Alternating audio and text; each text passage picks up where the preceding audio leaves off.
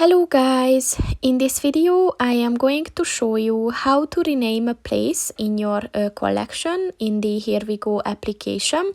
But first I just want to mention, don't forget to subscribe to my channel, because at 10,000 subscribers I am going to show you my whole YouTube revenue statistics and growth strategy, as well as how to make money online.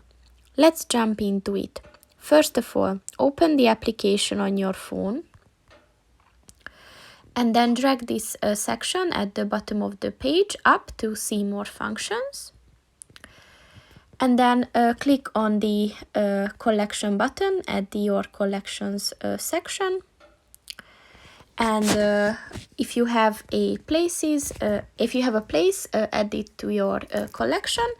Then just click on the three small dots next to the place that you added.